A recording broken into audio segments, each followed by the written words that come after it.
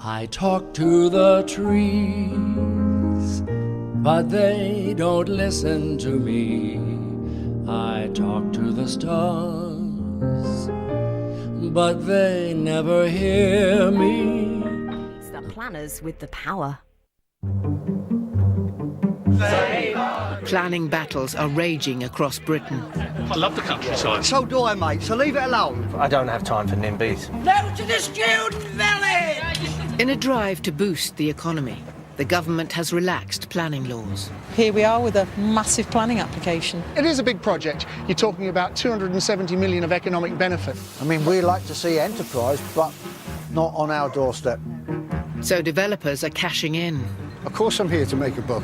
Guilty as charged. Objectors are going to war. It's not morally right, it's not socially right. Disgusting. Totally stitched up. And I'm not having it, they were frightened of a bunch of pensioners. Deciding who wins are Britain's planners. I can't sit on the fence. Well, it's not a fence, it's railings, basically.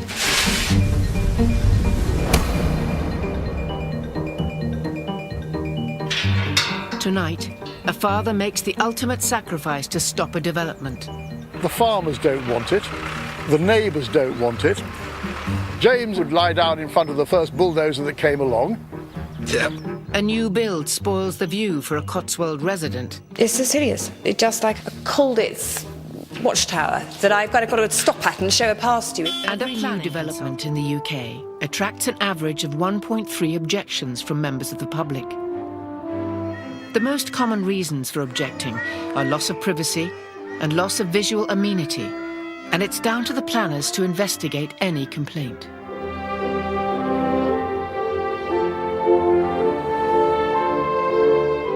Sarah and Adam Mackenzie Wiley were searching for the perfect place to live 5 years ago when they stumbled across Ewley, a historical Cotswold village boasting numerous listed buildings, amongst them this 1950s petrol station. We were looking for a plot, and this was sort of the closest to heaven we could find. After finding their plot, art gallery owner Sarah and marketing director Adam decided to move home, literally. They took down their 18th century manor house in Wiltshire brick by brick, packed it and transported it across the Cotswolds to this corner of Gloucestershire.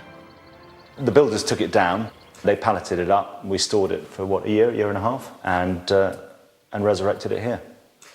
I know it sounds pretty mad, but that's what we did. But another new building recently appeared on the other side of the valley, which stands to ruin the very view they moved their whole house to enjoy. A tree house. It's just hideous. When you drive into the valley and you see that, it's just like a kind of called its watchtower that I've got to stop at and show it past you. It is just totally incongruous. But Sarah and Adam don't just think the treehouse looks like a watchtower. This is where we sunbathe, this is where the kids play on the lawn, and it does make me feel a bit uncomfortable. I mean, you really wouldn't want us to know he had binoculars in there. We're nearly there. A few weeks, we should have it all done. We've even got a pair of binoculars here. Yes, they work very well. Look at that. Just in case you're getting a little bit dry in the afternoon heat, you can pour yourself a little lifter, maybe. Dog kennel owner Terry Meredith built the treehouse in his back garden to fulfill a childhood dream.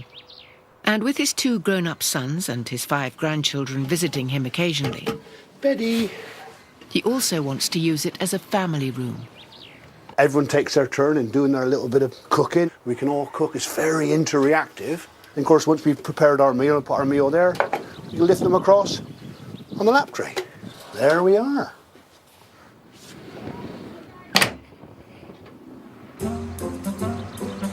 Terry obtained planning permission for his treehouse before he started building. For goodness sake. But with the neighbours complaining about being overlooked, head planner Phil Skill is on his way to investigate. And there is the wonderful shed ahead. To me, it's not something I would want. Not personally. Now, a jacuzzi in a tree, I could live with that. Hi, have a good day. They went that way. It will be down to Phil to decide who is right. The Mackenzie Wileys have complained that Terry's treehouse overlooks their garden. This council is listening to these people. Shame on your office, sir. Okay, thank you. If he thinks they're right, he can enforce demolition. Can I rely upon your support? At the moment, yeah. Still got to think. Okay.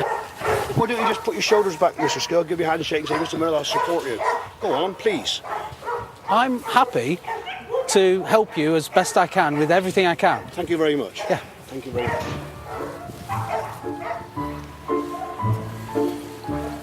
You cannot be serious. It does hurt. It hurts emotionally to be stuck between these feuding individuals, because I know there's no way that I can satisfy both sides.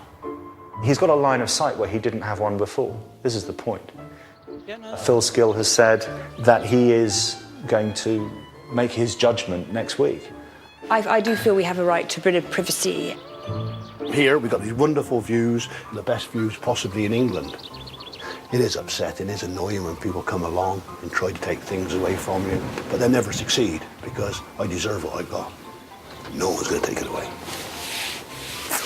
I fell enough out there, sorry.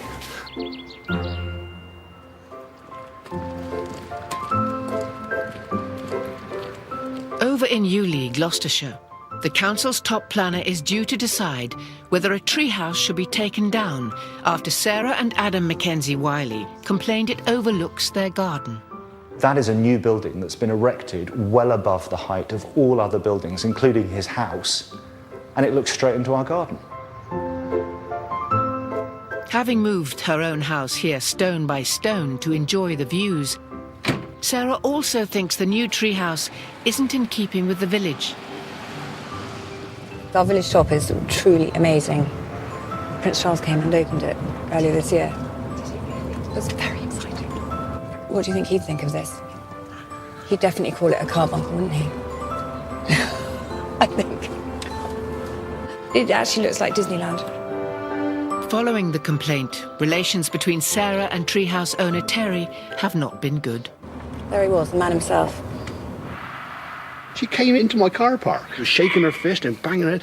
You cannot be serious. You cannot be serious. He is the most repulsive man I have ever met. And she said, welcome to Disney World. Welcome to Disney World. I thought, well, I don't know what she's on about.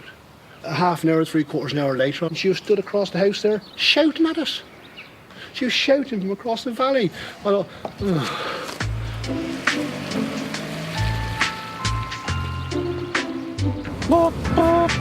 Head planner Phil Skill is the man in charge of making a decision on this case. Yeah, welcome to my life. Stuck between a rock and a hard place most of the time. We've got to find the truth. You know, is there any such thing as the truth? We've got to find what is it that is correct about all this. Phil's verdict has finally been delivered to Terry. on my last visit to the site, it was noted that there was a veranda. However, it is not my intention at this time to issue an enforcement notice. May I offer the opportunity to submit a revised application so that this omission can be considered by the council? Hey, pretty fantastic that is, so we are very happy bunnies. Every council in the UK has a maximum distance between buildings where overlooking is considered a planning issue. In Wrexham, for example, it's 22 metres. In Peterborough, it's 27. Terry's treehouse is far beyond any English council regulation. From our point of view, it's nearly half a kilometre to the neighbouring properties, and therefore there shouldn't be any issue about overlooking and overbearing. It's just not in that sort of field. It's bad news for the Mackenzie Wileys. I know that we're over 500 metres away, but with a pair of binoculars you could easily see. And I do feel it does have an overbearing effect. In my view, total nonsense. The council have got it wrong. With his treehouse now safe, Terry can add some finishing touches. One's Sarah and one's Adam. Well, it's just names we thought of. Really? when there's a neighbour dispute, planning is their weapon of choice. It's the blunt stick that they use to beat each other up with. And unfortunately, I look like a blunt stick. I just sometimes wish that I was a masochist so that I would actually enjoy the beating up. So Adam and Sarah will be looking out across the valley that way, guarding us from evil spirits from the northern direction of the valley. The best we could hope for is we have a big storm like we had 3 weeks ago. So maybe we won't have to worry about it. Maybe God will tear it down. Who knows?